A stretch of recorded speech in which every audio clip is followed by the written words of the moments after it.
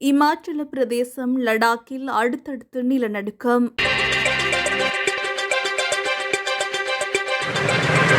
இமாச்சல பிரதேசம் மற்றும் லடாக்கில் அடுத்தடுத்து நிலநடுக்கம் ஏற்பட்டது அப்பகுதியில் பரபரப்பை ஏற்படுத்தியுள்ளது.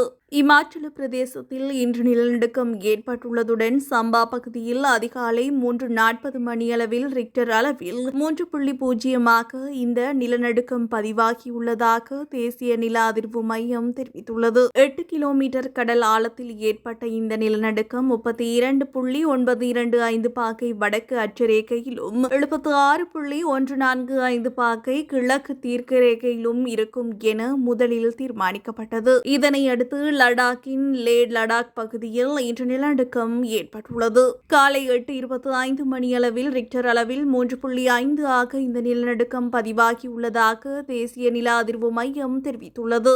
120 கிலோமீட்டர் ஆழத்தில் ஏற்பட்ட இந்த நிலநடுக்கம் 36.700 பாகை வடக்கு அட்சரேகையிலும் 74.343 பாகை கிழக்கு தீர்க்கரேகையிலும் இருக்கும் என முதலில் தீர்மானிக்கப்பட்டதோடு இந்த நிலநடுக்கத்தால் ஏற்பட்ட பாதிப்புகள் மற்றும் சேதங்கள் குறித்த எந்தவித தகவலும் உடனடியாக வெளியாகவில்லை.